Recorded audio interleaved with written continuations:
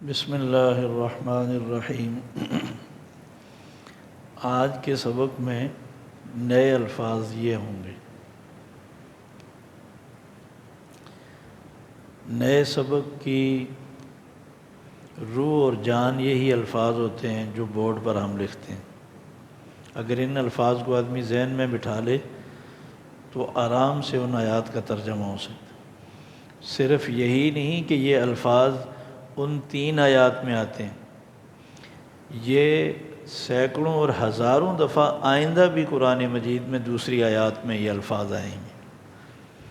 یہ وہ بیسک الفاظ ہیں جو ہم ابھی پڑھ رہے ہیں، یاد کر رہے ہیں۔ تو ان سے زیادہ وہ الفاظ ان آیات میں آئیں گے جو ہم پہلے پڑھ چکے ہیں، وہ اس میں رپیٹ ہوں گے، آپ کو اندازہ ہو جائے گا۔ تو یہ اہم ہے سبق کا حصہ۔ ان آیات پہ گرفت کرنے کے لیے ان کو ذہن میں بٹھانا ضروری ہے۔ فَأَزَلَّ، ازلہ کا معنی ہوتا ہے بہکانا، اور عربی میں پھسلنے کو بھی زلہ کہتے ہیں۔ زلہ،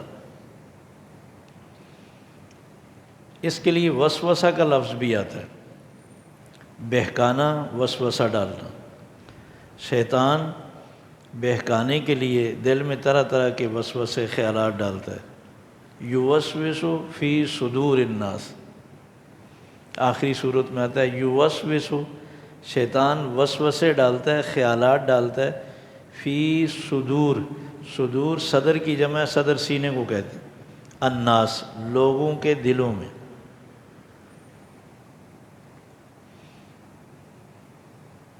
اخرجہ ایک ہوتا ہے خراجہ، جیسے ایک آدمی خود چلتے چلتے دروازے سے نکل گیا، اس کو بولیں گے خراجہ، وہ خود چلا گیا۔ ایک ہے آپ نے کسی کو ہاتھ سے پکڑ کر دروازے سے نکال دیا، اس کو یہ نہیں کہیں گے نکلا، اس کو کہیں گے نکال دیا۔ تو قرآن مجید میں نکلنے کے لیے لفظ استعمال ہوگا خراجہ، نکلا، لیکن نکالا اس کے لیے آئے گا اخرجہ، اس کے شروع میں یہ الف ہوگا، اخرجہ، اس کا معنی کریں گے نکالا۔ تو یہاں شیطان کی طرف نسبت ہے کہ شیطان نے حضرت آدم کو، حضرت حوا کو نکالا۔ اس کے پاس تو اتنا آرڈر نہیں تھا، طاقت نہیں تھی، سازش کے ذریعے سے نکالا۔ نکالا تو اللہ نے، لیکن سازش شیطان نے کی۔ اس کو گوارا نہیں ہوا، حسد ہوا کہ میں تو ان سے افضل ہوں، یہ جنت میں مزے کر رہے ہیں، میں باہر در بدر پھر رہا ہوں۔ اس نے وسوسہ ڈال کے، سازش کر کے نکالا۔ اہبتو، حبت کے معنی ہوتے ہیں نیچے اترنا، نیچے گرنا۔ تو یہاں فرمایا اتر جاؤ۔ جنت سے جب اللہ تعالیٰ نے حضرت آدم کو، حضرت حوا کو نکالا تو یہ الفاظ استعمال کیے کہ اب صرف نکل نہیں جانا، اب اتر جاؤ، یعنی زمین کی طرف جاؤ۔ جنت سے نکل جاؤ، نیچے جاؤ زمین میں۔ عدو دشمن کو کہتے ہیں۔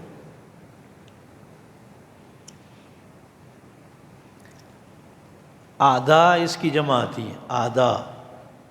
مستقر، مستقر کہتے ہیں ٹھکانہ۔ سورہ ہود میں 12ویں پاری کی پہلی آیت ہے، وَمَا مِن دَابَّةٍ فِي الْأَرْضِ إِلَّا عَلَى اللَّهِ رِزْقُهَا وَيَعْلَمُ مُسْتَقَرَّهَا وَمُسْتَوْدَعَهَا کُلٌّ فِي کِتَابٍ مُبِینٍ۔ دنیا کا کوئی انسان ایسا نہیں جس کو اللہ کا ٹھکانہ، جس کا ٹھکانہ اللہ کو معلوم نہ ہو۔ فرمایا کتنی مخلوقات ایسی ہیں جو روزی نہیں کما سکتی، ہم اس کو اس کے ٹھکانے پہ، گھر پہ رزق روزی پہنچاتے ہیں۔ تو ہر ایک کا ایڈریس اللہ کو خوب معلوم ہے کہ وہ کہاں رہتا ہے۔ مستقر، ٹھکانہ۔ پرندوں کے گھونسلے، چیونٹیوں کے بل، کیڑے مکوڑوں کی رہنے کی جگہ، مچھلیوں کی جگہ، ان تک روزی، جنگل کے درندوں کو اللہ ان کے ٹھکانوں میں، غاروں میں روزی پہنچا رہا ہے۔ اور ایک مسلمان پریشان ہے کہ اگر میں جھوٹ نہ بولوں تو بچے کیسے پالوں، میں اگر ملاوٹ نہ کروں تو کاروبار کیسے چلاؤں، میں اگر سود نہ کھاؤں، سودی کاروبار نہ کروں تو زندگی کیسے گزاروں۔ اللہ فرماتے ہیں مجھے تمہارا ٹھکانہ معلوم ہے، میں سب کو جانتا ہوں۔ متاع کہتے ہیں فائدہ، فائدے سے مراد جو ہے نا ضرورت کا سامان، متاع۔ بعض اہل لغت نے ترجمہ کیا ہے متاع اس کپڑے کو کہا جاتا ہے جس کپڑے سے برتن صاف کیے جاتے ہیں۔ ساری دنیا کو متاع کا ہے، تمہارے کچن میں اس کپڑے کی کیا حیثیت جس سے پتیلے صاف کیے جاتے ہیں، تو ساری دنیا کا ساز و سامان اس کپڑے کی حیثیت رکھتا ہے۔ اور یہ سامان بھی ہمیشہ کے لیے نہیں دیا جاتا، فرمایا تھوڑے دنوں کے لیے پھر لے لیں گے۔ کفار کے لیے کہا دھوکے میں نہ آنا ان کے پاس ساز و سامان دیکھ کر، متاع قلیل، یہ تھوڑا سا سامان ہے، ثم مأواہم جہنم، تم ان سامان کو دیکھ کر اتنے متاثر ہوتے ہو، ان کا انجام تو دیکھو، پھر وہ ہمیشہ جہنم میں جائیں گے۔ حین تھوڑا سا ٹائم،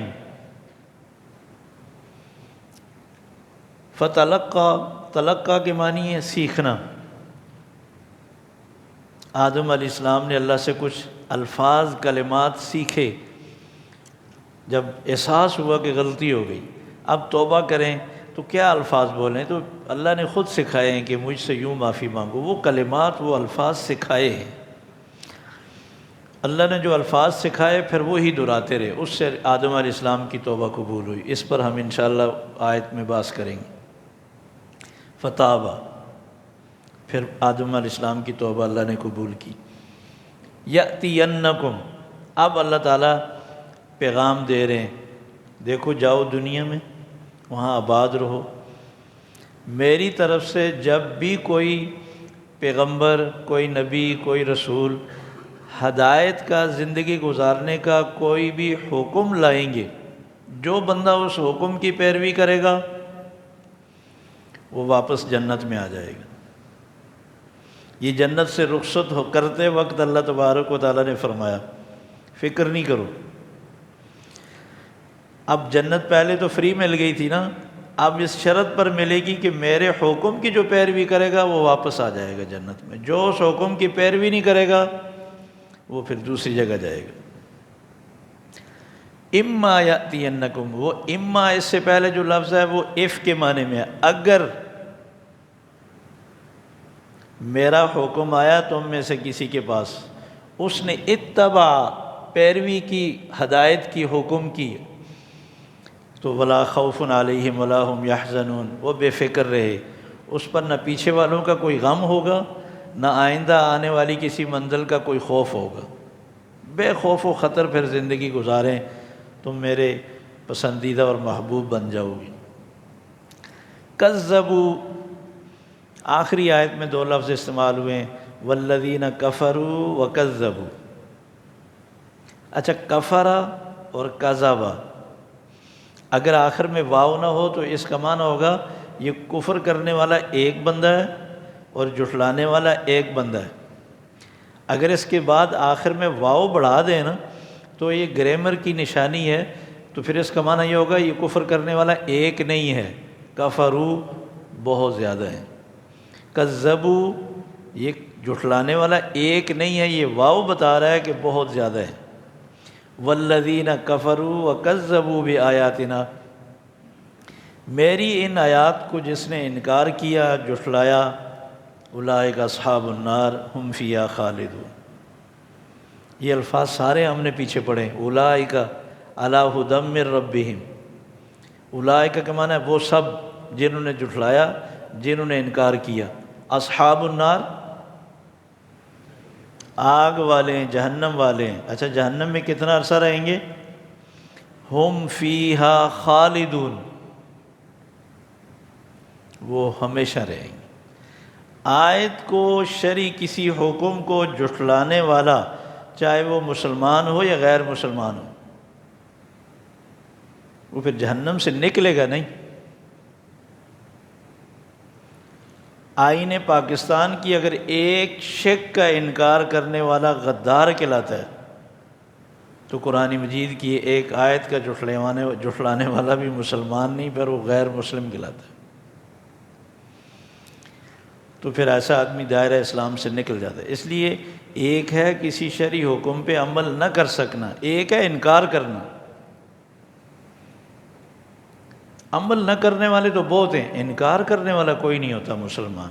اگر خدا نہ خواستہ کسی کا یہ مقام آ چکا ہے کہ وہ اب انکار کرنے لگا ہے، پہلا حملہ شیطان کا یہی ہوتا ہے کہ عمل نہ کرواؤ، اور پھر آخری سٹیج یہ آتا ہے کہ نماز نہ پڑھنے کے دلائل پھر دیتے ہیں، داڑھی کے خلاف دلائل جمع کرتے رہتے ہیں، پردے کے خلاف، سود کے حمایت میں دلائل اکٹھے کرنے لگ جاتے ہیں۔ یہ بڑی سخت خطرناک حالت ہوتی ہے مسلمان کی۔ پھر وہ سمجھتا ہے کہ میں ہدایت پر ہوں، لیکن کام وہ شیطان والے کر رہا ہوتا ہے۔ تو اس لیے آخری آیت میں فرمایا والذین کفروا وکذبوا، جنہوں نے انکار کیا اور جھٹلایا ہماری آیات کو، اولئک اصحاب النار ہم فیہا خالدون۔ اذلہ کا معنی بہکانا، اخرجہ نکالنا، اہبتوا اتر جاؤ، اتر جاؤ یعنی جنت سے اللہ نے فرمایا نیچے، تو اس سے پتہ چلا کہ جنت نیچے نہیں ہے، اوپر ہے۔ معراج میں آپ نے فرمایا نا 7 آسمانوں سے اوپر جب میں گیا تو پھر آگے جنت ہے، تو یہ جنت 7 آسمانوں سے اوپر ہے۔ مرنے کے بعد نیک لوگوں کی روحیں 7 آسمانوں سے اوپر جنت کے علاوہ علیین ایک مقام ہے، وہاں ٹھہرائی جاتی ہیں۔ علیین کا معنی ہی بلندی ہے، اور برے لوگوں کی روحیں 7 زمینوں کے نیچے سجین ایک مقام ہے۔ سجین ویسے سجل جیل کو کہتے ہیں، سجن جیل کو کہتے ہیں، تو وہ قید خانہ ہے، جہنم میں ڈالنے سے پہلے ان کو وہاں ٹھہرایا جاتا ہے۔ عدو دشمن، مستقر ٹھکانہ، متاع سامان، فائدہ، حین ایک ٹائم ایک وقت، فتلقا سیکھے، فتاب توبہ قبول کی، یاتینکم آئے تمہارے پاس، اما اگر لگائیں گے تو پھر معنی کریں گے اگر آئے تمہارے پاس، ہدایہ کوئی بھی ہدایت یعنی رہنمائی، کوئی حکم، اتباع پیروی کی، یحزنون غم کرتے ہیں، لا یحزنون اگر ہوگا تو پھر معنی کیا ہوگا؟ کوئی غم نہیں کریں گے۔ کذبوا جنہوں نے جھٹلایا۔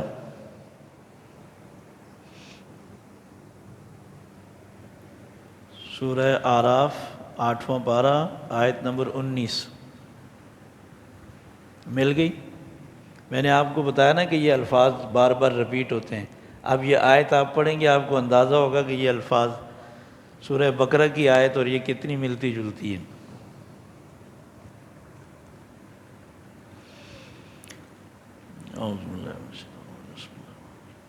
وَيَا آدَمُ اسْكُنْ، وَيَا آدَمُ اے آدم، اسکن انت وزوجک الجنہ، کیا معنی ہے؟ رہیں آپ، انت آپ، وزوجک اور آپ کی بیوی، کہاں رہیں؟ الجنہ جنت میں۔ فَكُلَا مِنْ حَيْثُ شِئْتُمَا، کھائیں دونوں جہاں سے چاہیں۔ وہاں تھا نا فَكُلَا مِنْ حَيْثُ رَغَدًا، جی بھر کے کھائیں، حیث شئتما جہاں سے چاہیں، بس یہاں رغدن نہیں ہے، باقی الفاظ وہی ہیں۔ ولا تقربا هذه الشجرہ، اور مت قریب جائیں اس درخت کے۔ ہم نے پڑھ لیا کہ اس درخت کی وضاحت اللہ تبارک و تعالیٰ نے نہیں کی۔ ویسے کہا جاتا ہے، مشہور ہے کہ وہ گندم کا تھا، کسی نے کیا کہا، کسی نے کہا، اللہ نے بیان نہیں کیا تو اس پہ ٹائم ضائع کرنے کی کوئی ضرورت نہیں۔ امتحان اور آزمائش کے طور پر اللہ نے کسی بھی درخت سے متعلق فرمایا، میرے اور آپ کے لیے وہ درخت کیا ہے؟ تمام حرام چیزیں ہیں جن سے اللہ نے ہمیں روکا ہے۔ فَتَكُونَا مِنَ الظَّالِمِينَ، فرمایا کہ قریب نہ جانا ورنہ ہو جائیں گے تم ظالموں میں سے، انہیں اپنے اوپر زیادتی کرنے والوں میں سے۔ آدم اور حضرت حوا علیہم السلام دونوں جنت میں رہنے لگے۔ بیچ میں اللہ تعالیٰ نے اس تفصیل کو ذکر نہیں کیا۔ اب شیطان نے ان میں وسوسہ ڈالا۔ سوال یہ پیدا ہوتا ہے کہ شیطان کیسے پہنچا؟ جنت میں تو شیطان تھا ہی نہیں۔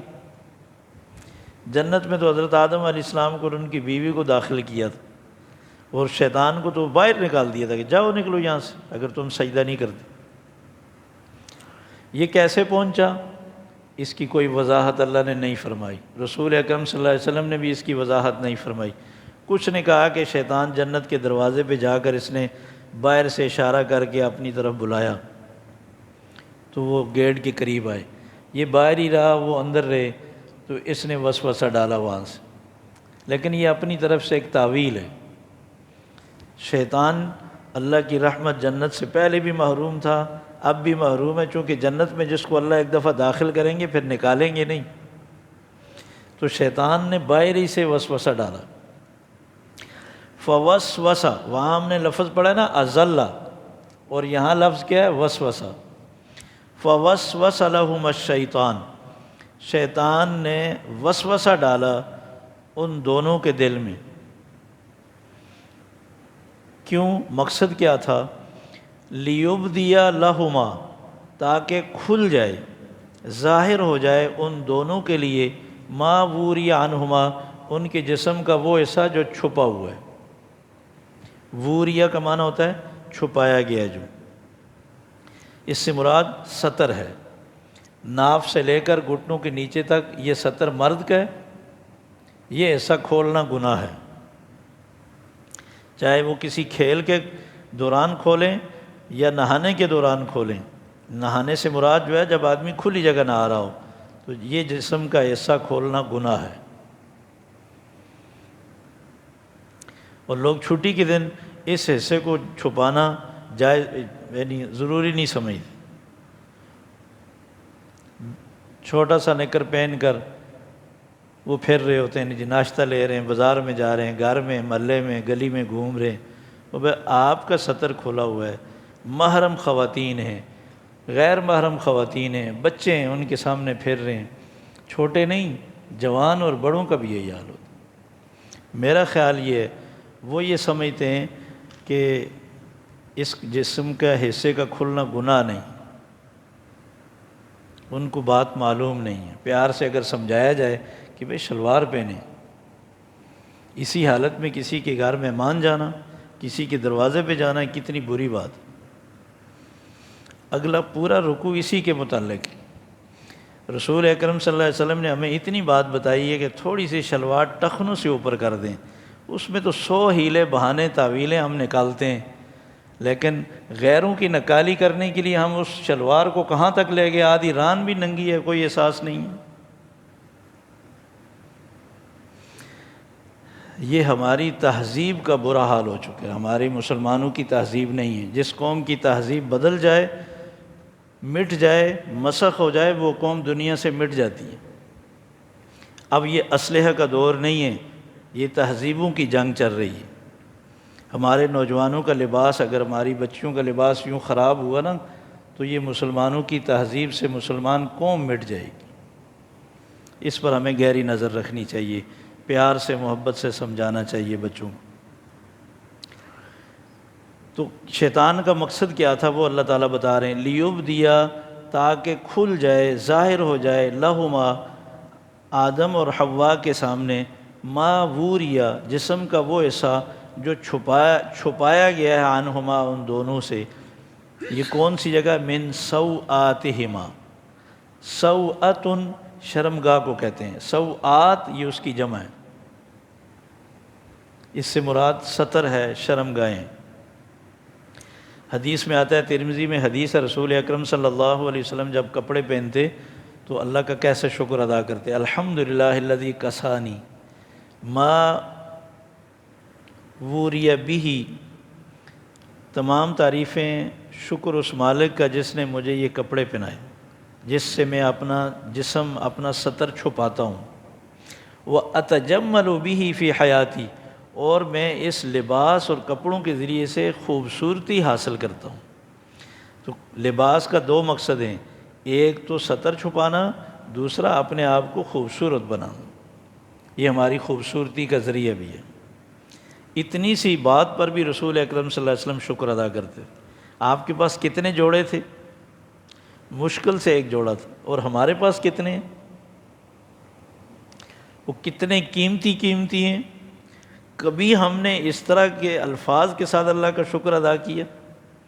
اس لیے مفتی تقی صاحب کا میں ایک بیان پڑھ رہا تھا، فرماتے ہیں موقع بموقع کی جو مسنون دعائیں ہیں نا، ان میں بڑی جان ہے، یہ یاد کریں اور ان کا اہتمام کریں۔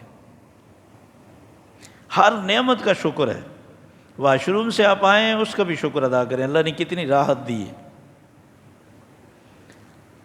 مسجد میں داخل ہوئے، روزانہ آتے ہیں، لیکن داخل ہوتے وقت سیدھا پاؤں اندر رکھیں اور دعا پڑھیں، نکلیں تو دعا پڑھیں۔ موقع بموقع، آج کا سبق یہ ہے، موقع بموقع کی مسنون دعائیں ہمیں یاد کرنی ہیں، وہ ہم نے خود بھی پڑھنی ہیں اور گھر میں اس کا اہتمام کرنا ہے تاکہ بچوں کو، عورتوں کو بھی یاد ہو جائے۔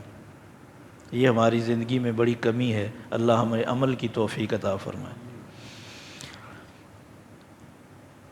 وقال، اور اب شیطان نے کہا، وسوسہ کیا ڈالا، ما نہاکما ربکما عن ہذہ الشجرہ، نہیں منع کیا تمہارے رب نے اس درخت سے، الا، مگر اس لیے، ان تکونا ملکین، ملک ہم نے پڑھا نا فرشتے کو کہتے ہیں، ملکین دو فرشتے، اس لیے منع کیا ہے کہ اس درخت کی خاصیت یہ ہے کہ جو یہ کھاتا ہے نا وہ فرشتہ بن جاتا ہے، یعنی اس کو اور اعلیٰ مقام ملتا ہے، اللہ کا قرب مل جاتا ہے۔ اب دیکھیں وسوسہ ڈالنے کا انداز دیکھیں، بہکانے کا۔ یہ نہیں کہا بعد میں توبہ کر لینا، یہ چھوٹا گناہ ہے، نہیں، یہ کہا ہے کہ اس درخت میں اتنی خوبی اللہ نے یہ تاثیر رکھی ہے، اس کو کھانے سے انسان نہیں فرشتہ بن جاتا، کوئی نافرمانی کا تصور ہی باقی نہیں رہتا، ہمیشہ اللہ کی عبادت، اللہ کی ریاضت، اللہ کی تعریفیں، تسبیحات، کبھی تھکے گا نہیں، فرشتوں والی صفت بن جائے گی۔ ایک، او تکونا من الخالدین، یا تم لوگوں کو ہمیشہ کی زندگی مل جائے گی، موت کا خطرہ ٹل جائے گا۔ اس میں گویا آب حیات کی تاثیر ہے کہ اس کو پینے کے بعد موت سے ہمیشہ کے لیے خطرہ ختم ہو جائے گا۔ آپ نے دیکھا نیک لوگوں کو وسوسہ کس طرح ڈالتا ہے؟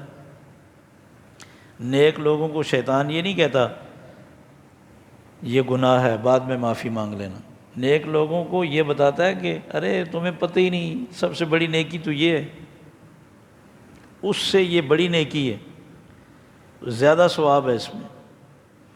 اور پھر مذہبی لوگوں کو ڈھونڈ کر ذہن میں ڈالے گا کہ دیکھو فلاں مولوی یہ کر رہا ہے، فلاں پیر یہ کر رہا ہے، فلاں داڑھی والا یہ کر رہا ہے، فلاں حاجی یہ کر رہا ہے، وہ تم ایسے ہی ڈرتے ہو۔ اب یہ جائز سمجھ کر پھر کرتا ہے۔ تو اللہ والوں کو دھوکہ دیتا ہے اللہ کے نام پہ۔ اب اگلا دیکھیں، وقاسمہما، قاسمہ قسم سے ہے، دونوں کے روبرو شیطان نے قسم اٹھائی۔ اب اللہ کو کس طرح بیچ میں ڈال کر اس نے دھوکہ دیا، وقاسمہما، اور دونوں کے سامنے قسم اٹھائی، کہا انی لکما لمن الناصحین، یقیناً میں تمہارے لیے خیر خواہ ہوں، یہ دشمنی سے میں نہیں بتا رہا، تمہارا نقصان نہیں کرنا چاہتا، میں تمہیں فائدے کی بات بتا رہا ہوں۔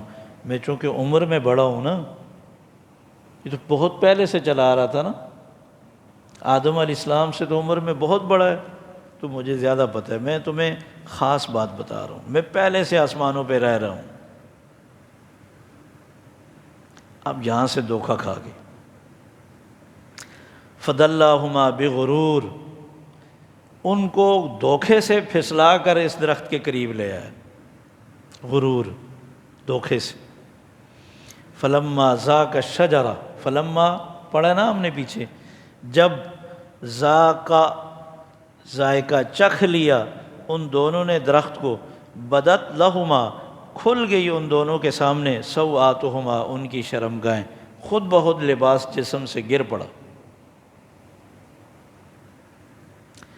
بس لباس کا گرنا تھا کہ انہیں احساس ہو گیا۔ وَطَفِقَا يَخْصِفَانِ، انہوں نے چھپانا شروع کیا، ڈالنا شروع کیا علیہما اپنے اوپر من ورق الجنہ، جنت کے پتے، ورق پتے، جنت کے درختوں کے پتے توڑ توڑ کر بیلوں کے ایسے جسم کو چھپانا شروع کر دیا۔ تو جسم کو چھپانا چاہتے ہیں مگر پتوں سے کہاں چھپتا ہے۔ اتنے میں اللہ کی طرف سے آواز آ گئی، وَنَادَاهُمَا، ان دونوں کو اللہ نے آواز دی۔ کس نے؟ ربہما، ان کے رب نے۔ الم انہکما، میں نے تم دونوں کو روکا نہیں تھا، منع نہیں کیا تھا، عن تلکما الشجرہ، اس درخت سے، وَأَقُلْ لَكُمَا، اور میں نے تم سے کہا تھا، ان الشیطان لکما عدو مبین، کہ شیطان تمہارے لیے صرف دشمن نہیں، عدو مبین، کھلا دشمن ہے۔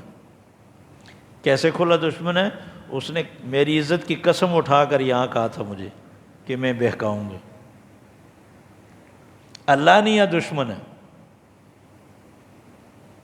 اور تم نے اسی کی بات ماننی تھی، اور اس کی تم نے دھوکے والی باتیں مان لی۔ اب تو خود احساس ہو چکا تھا۔ اب وہ جو اللہ تبارک و تعالیٰ نے فرمایا نا کہ ہم نے آدم کو کلمات سکھائے، وہ کلمات سورہ بقرہ میں کلمات ذکر نہیں کی، وہاں اتنا فرمایا کہ ہم نے، آدم نے ہم سے کلمات سیکھے۔ یہاں فرمایا وہ کلمات یہ ہیں، ربنا ظلمنا انفسنا وان لم تغفر لنا وترحمنا لنکونن من الخاسرین، یہ دعا ہے۔ اللہ تبارک و تعالیٰ یہ فرما رہے ہیں، یہ دعا آدم نے ہم سے مانگی، ہم نے وہ قبول کر لی۔ اس موقع پر سبق کو روک کر میں ایک روایت کی طرف اشارہ کروں گا۔ ایک حدیث میں آتا ہے کہ آدم علیہ السلام عرصہ دراز تک روتے رہے، زاری کرتے رہے، کوئی دعا قبول نہیں ہوئی۔ ایک دن آدم علیہ السلام نے اللہ سے کہا کہ یا اللہ، اس محمد نبی کا واسطہ دیتا ہوں میں، جو آخری نبی ہیں، مجھے معاف کر دیں۔ اللہ نے پوچھا کہ وہ کون ہے؟ تو آدم علیہ السلام نے کہا کہ یا اللہ، مجھے اتنا پتہ ہے کہ وہ ہیں کوئی آپ کے خاص نبی، کہ جنت میں ہر پتے پر میں نے ان کا نام لا الہ الا اللہ محمد الرسول اللہ یوں لکھا ہوا دیکھا ہے، اور آپ کے عرش پہ بھی میں نے لکھا ہوا دیکھا ہے لا الہ الا اللہ محمد الرسول اللہ۔ تو اللہ تبارک و تعالیٰ نے ان کی توبہ قبول کر لی۔ تو گویا آدم علیہ السلام نے اللہ سے تو مانگی لیکن دعا قبول نہیں ہوئی، پھر محمد صلی اللہ علیہ وسلم کے نام کا واسطہ دیا تو قبول ہو گئی۔ یہ روایت تمام محدثین نے لکھا ہے من گھڑت ہے، بالکل بے اصل بے بنیاد ہے، کوئی ثبوت نہیں اس کا، رسول اکرم صلی اللہ علیہ وسلم کے ذمہ ایسے ہی گڑھ کر لگا دی گئی۔ کتنی صاف بات اللہ تبارک و تعالیٰ فرما رہے ہیں کہ ہم نے آدم اور حوا کو یہ کلمات سکھائے، انہوں نے یہ دعا مانگی، ہم نے فتاب علیہ، توبہ قبول کر لی۔ اس میں تو کوئی شک نہیں نا۔ اس روایت کی تو وہ شرائط بھی پوری نہیں ہیں جو محدثین نے شرائط کسی روایت کے صحیح ہونے کے لیے مقرر کی ہیں، پھر بھی ہم اس کو چھوڑ کر اس روایت کو صحیح مانیں تو یہ انتہائی ظلم ہوگا کہ اللہ نے جو بتایا اس کو تو ہم نے نہیں مانا اور وہ روایت جو کہہ رہی ہے وہ مان لی ہے، غلط ہے۔ ایک اور روایت آتی ہے جس میں آتا ہے کہ جی رسول اکرم صلی اللہ علیہ حضرت آدم علیہ السلام روتے رہے، دعائیں مانگتے رہے، قبول نہیں ہوئی، پھر ایک دن حضرت آدم علیہ السلام نے کہا یا اللہ، 5 تن پاک کا واسطہ دے کر آپ سے معافی مانگتا ہوں، معاف کر دیں۔ اللہ نے فرمایا چلو اب تم نے 5 تن پاک کا واسطہ دیا، میں نے معاف کر دیا۔ 5 تن پاک سے مراد رسول اکرم صلی اللہ علیہ وسلم، حضرت علی، حضرت فاطمہ، حضرت حسن، حضرت حسین رضی اللہ تعالیٰ عنہم اجمعین، کہ یہ 5 جسم تو پاک ہیں، اسلام میں یہی پاک ہیں، اس کے علاوہ کوئی پاک نہیں ہے۔ 5 تن پاک، یہ بھی من گھڑت جھوٹی روایت ہے، بے بنیاد ہے۔ وہ جو اللہ تبارک و تعالیٰ فرما رہے ہیں وہ ہے صحیح۔ سارے نبیوں کی دعائیں اللہ تبارک و تعالیٰ نے قرآن مجید میں جو ذکر کی ہیں، کسی نبی نے دوسرے نبی کا کوئی واسطہ نہیں ذکر کیا۔ براہ راست اللہ سے سب نے مانگا ہے، اور یہ میری اور آپ کی تعلیم کے لیے اللہ تبارک و تعالیٰ نے ساری دعائیں ذکر کی ہیں کہ مجھ سے مانگو تو یوں مانگو۔ خود رسول اکرم صلی اللہ علیہ وسلم نے صحابہ کو جو دعائیں سکھائی ہیں تو براہ راست، ایک روایت تو بڑی مشہور ہے، اب عائشہ صدیقہ رضی اللہ تعالیٰ عنہ نے سوال کیا کہ مجھے پتہ چل جائے آج لیلۃ القدر ہے تو میں کیسے مانگوں، کیا مانگوں؟ تو آپ نے فرمایا اللہم انک عفو تحب العفو فاعف عنی، یوں مانگو اے اللہ تو معاف کرنے کو پسند فرماتا ہے، مجھے بھی معاف کر دے۔ کوئی واسطہ نہیں سکھایا، اپنا واسطہ بھی نہیں سکھایا کہ مجھے بیچ میں ڈال کر واسطہ دے کر مانگے۔ اسی طرح حضرت عباس نے درخواست کی، ان کو دعا سکھائی، حضرت ابوبکر صدیق نے دعا سکھائی، ان کو سکھائی اللہم انی ظلمت نفسی۔ یہ ایک لمبا مضمون ہے، خلاصہ یہ ہے کہ یہ ہیں توبہ کے الفاظ جو اللہ نے سکھائے اور آدم علیہ السلام نے، حضرت حوا نے پڑھے اور اللہ نے قبول کر لی۔ آگے اللہ تبارک و تعالیٰ فرما رہے ہیں اہبطوا بعضکم لبعض عدو، اترو جنت سے نیچے زمین کی طرف۔ اہبطوا ہم نے یہاں بھی پڑھا نا، اس آیت میں بھی یہ لفظ آ رہا ہے، بعضکم تمہارے بعض، لبعض بعض کے آپس میں دشمن ہوں گے۔ یہ کون مراد ہے؟ ایک روایت، ایک اس کا معنی یہ ہے کہ شیطان تمہارا دشمن ہوگا، تم شیطان کے دشمن ہو۔ دیکھو یہ دشمنی شیطان کی ختم نہیں ہوئی، یہ شروع ہوئی ہے، یہ بدلے لے گا تمہاری اولاد سے۔ خیال کرنا، زندگی میں دنیا میں بھی جا کر اپنی اولاد کو بتانا کہ یہ دشمن ہے، اسے دشمن ہی بنا کے رکھنا، یہ دوستی کے لائق نہیں ہے۔ ایک دوسرا معنی یہ ہے کہ تمہارے آپس میں بھی دشمنیاں چلیں گی، شیطان لڑائے گا آپس میں مسلمانوں کو، انسانوں کو۔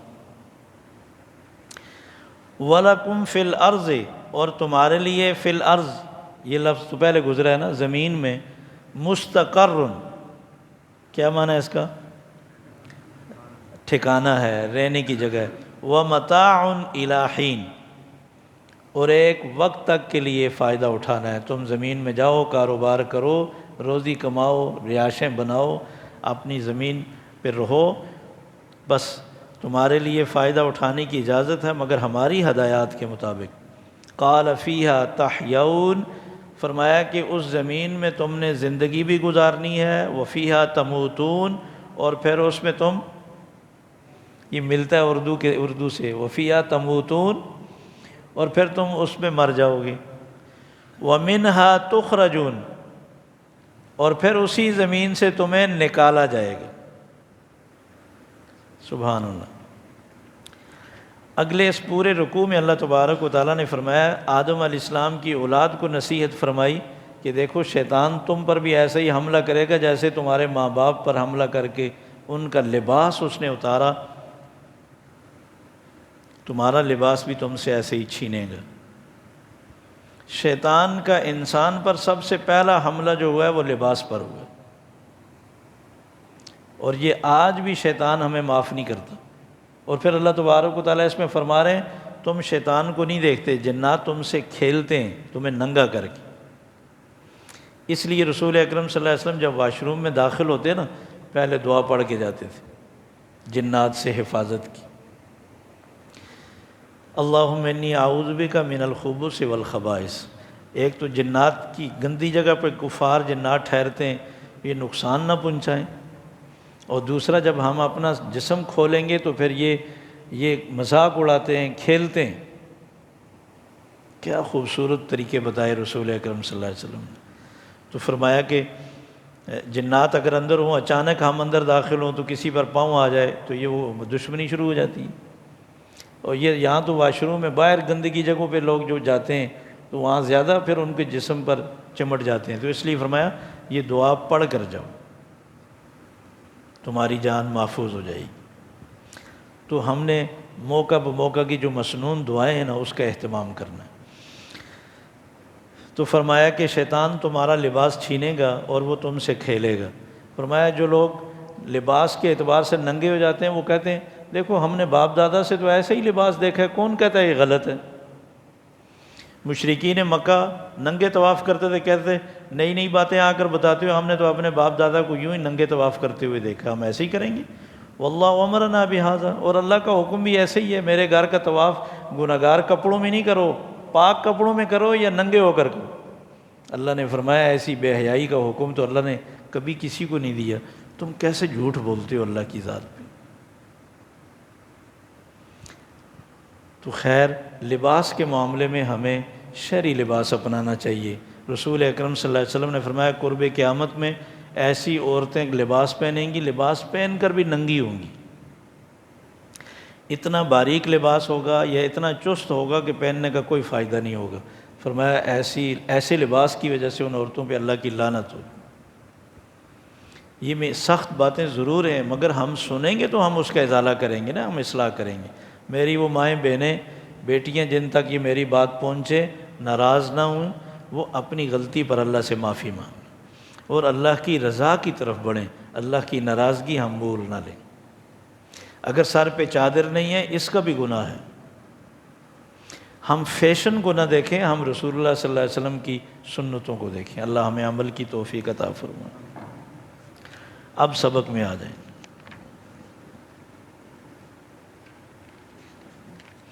ہمارے زیادہ تر الفاظ سبق کے اس رکوع میں آ ہی گئے۔ آیت نمبر 36 ہے سورہ بقرہ، مل گئی؟ فَأَزَلَّهُمَا الشَّيْطَانُ عَنْهَا، شیطان نے بہکایا دونوں کو۔ ہما اشارہ ہے آدم علیہ السلام اور حضرت حوا کی طرف۔ شیطان نے بہکایا ان دونوں کو، عنہا اس درخت کے بارے میں، فَأَخْرَجَهُمَا اور شیطان نے سازش کر کے نکالا ان دونوں کو، مما کانا فیہ اس جگہ سے جہاں وہ دونوں رہ رہے تھے جنت میں۔ پھر اللہ تبارک و تعالیٰ فرما دیں قلنا، ہم نے کہا، یہ قلنا کا پہلے گزرا ہے نا، جیسے فرشتوں سے کہا تھا قلنا وَإِذْ قُلْنَا لِلْمَلَائِكَةِ، ہم نے کہا اہبطوا اترو جنت سے، بعضکم لبعض عدو، یہ ابھی ہم نے اگلی آیت میں پڑھا ہے، تمہارے بعض کے دشمن ہوں گے۔ تو یہاں مراد انسان اور شیطان کی دشمنی ہے یا انسانوں کی آپس کی دشمنی ہے۔ وَلَكُمْ فِي الْأَرْضِ مُسْتَقَرٌّ، اور تمہارے لیے زمین میں کیا ہوگا؟ ٹھکانہ ہوگا۔ وَمَتَاعٌ إِلَىٰ حِينٍ، اور جو تمہاری زندگی کا وقت طے ہے اس وقت تک تمہیں فائدہ اٹھانا ہے۔ فَتَلَقَّىٰ آدَمُ، پس سیکھے آدم نے، من ربہ اپنے رب سے، کلمات چند کلمات دعا کے، فتاب علیہ، بیچ میں اللہ تعالیٰ نے وہ مختصر کر دیا کہ آدم علیہ السلام اور حوا وہ دعا مانگتے رہے عرصہ تک، فتاب علیہ، اور پھر اللہ تبارک و تعالیٰ سے جو کلمات سیکھے تھے ان کلمات کی بنا پر اللہ تعالیٰ نے توبہ قبول کر لی۔ کتنی واضح بات ہے یہ۔ اِنَّهُ هُوَ التَّوَّابُ الرَّحِيمُ، اب یہ اللہ تبارک و تعالیٰ نے پھر اپنی مہربانی بتائی ہے کہ میں کتنا مہربان ہوں، صرف آدم علیہ السلام ہی کے لیے نہیں، میں آنے والے انسانیت کے لیے بھی ایسا ہی مہربان ہوں۔ اِنَّهُ هُوَ التَّوَّابُ، بے شک وہ اللہ هُوَ التَّوَّابُ، بہت زیادہ توبہ قبول کرنے والا ہے، بہت زیادہ، تواب مبالغہ ہے اس میں، بہت زیادہ توبہ قبول کرنے والا ہے۔ ایک ہوتا ہے خالق، جس کا معنی پیدا کرنے والا ہے، ایک ہے خلاق، سورہ یاسین میں یہ لفظ ہے، خلاق معنی پیدا کرنے میں بہت زیادہ مہارت رکھنے والا، ایک ہے ضارب مارنے والا، ایک ہے ضراب بہت زیادہ مارنے والا، غفار بہت زیادہ معاف کرنے والا، ستار بہت زیادہ گناہوں پہ پردے ڈالنے والا۔ تو یہاں اللہ تبارک و تعالیٰ اپنا تعارف کن الفاظ میں کرا رہے ہیں؟ وہ تواب۔ اس کے باوجود بھی اگر ہم فائدہ نہ اٹھائیں، اللہ نے دو چیزیں بتائی ہیں ہمیں، ایک شیطان کا کردار بتایا ہے اور ایک انسان کا، آدم علیہ السلام کا کردار بتایا۔ شیطان سے بھی غلطی ہوئی اور حضرت آدم علیہ السلام سے بھی غلطی ہوئی۔ شیطان کی غلطی تو ارادتاً تھی، آدم علیہ السلام کی غلطی ارادتاً نہیں تھی، دھوکے سے ہوئی۔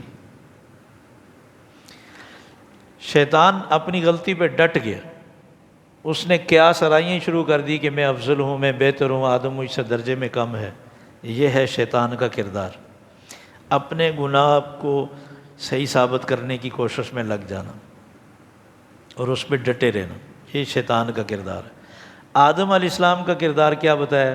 نادم ہونا، غلطی ہو گئی، ایک تو ارادے سے نہیں ہوئی اور پھر اس پہ نادم ہو گئی، اور پھر اس پہ رونا دھونا شروع کر دی، اس پہ معافی تلافی شروع کر دی، اور پھر الفاظ بھی اللہ سے مانگے، اللہ نے سکھا دیے۔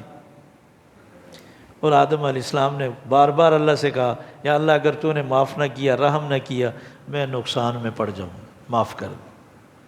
تو آدم علیہ السلام کو اللہ نے معاف کر دیے۔ جو ڈٹا رہا اس کو کوئی معافی نہیں ملی، جس میں ندامت ہوئی، معافی مانگی، اللہ نے معاف کر دیا، اللہ راضی ہو۔ اب ہمیں آدم علیہ السلام کا کردار اپنانا ہے۔ فرمایا قُلْنَا اهْبِطُوا، ہم نے کہا اتر جاؤ منہا، اس جنت سے، جمیعاً، سب۔ اس میں بعض نے لکھا ہے آدم علیہ السلام اور حوا تو دونوں موجود تھے جنت میں، شیطان وسوسہ ڈالنے کے لیے بے شک دروازے ہی پر گیا، لیکن اوپر تو گیا نا، تینوں کو کہا نیچے جاؤ، تو شیطان بھی زمین پر آیا، آدم علیہ السلام بھی، حضرت حوا بھی۔ فَإِمَّا يَأْتِيَنَّكُمْ، اگر آئے تمہارے پاس، منی، میری طرف سے، ہدن، ہدایت، ہدایت سے مراد زندگی گزارنے کے طریقے، سلیقے، کوئی بھی حکم۔ قرآن مجید کو اللہ تبارک و تعالیٰ نے فرمایا نا، ہدیٰ و شفا، یہ بہترین زندگی گزارنے کا طریقہ اور سلیقہ ہے اور شفا ہے۔ فَمَن تَبِعَ ہدایا، جس نے پیروی کی میرے طریقے کی، میری رہنمائی کی، فلا خوف علیہم، ان پر کوئی خوف نہیں ہوگا، ولا ہم یحزنون، اور ان پر کوئی کسی قسم کا غم نہیں ہوگا۔ والذین کفروا وکذبوا، کیا معنی ہوگا؟ اور وہ لوگ جنہوں نے کفر کیا، انکار کیا، وکذبوا، اور جھٹلایا، بآیاتنا، ہماری آیات کو، اولئک، وہ سب لوگ، اصحاب النار، النار کے معنی کیا ہے؟ آگ۔ وہ کس والے ہیں؟ آگ والے ہیں، یعنی جہنم والے ہیں۔ ہم فیہا خالدون، اور وہ سب ہمیشہ ہمیشہ جہنم میں رہیں گے۔ ایک تو ہم نے کسی شرعی حکم کا انکار نہیں کرنا، جس پہ عمل نہیں ہو رہا، مشکل لگ رہا، اس کے لیے دعا مانگنی ہے اور اللہ تعالیٰ سے معافی مانگنی۔ دوسرا، موقع بہ موقع جو مسنون دعائیں ہیں وہ یاد کرنی ہیں، اس کے لیے مسنون کتاب، چھوٹی کتابیں ملتی ہیں، اس میں یاد کریں۔ نماز کے اندر کی دعائیں بھی ہیں، وہ بھی یاد کی جائیں۔ اللہ تعالیٰ ہمیں عمل کی توفیق عطا فرمائے۔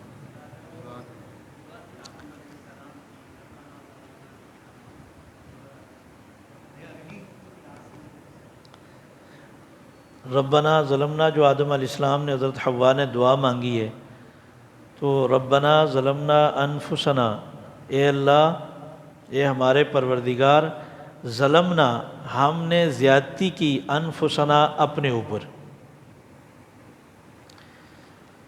وَإِن لَّمْ تَغْفِرْ لَنَا وَتَرْحَمْنَا، اگر آپ نے ہمیں معاف نہ کیا اور ہم پہ رحم نہ کیا، لَنَكُونَنَّ مِنَ الْخَاسِرِينَ، تو ہم نقصان اٹھانے والوں میں سے ہو جائیں گے۔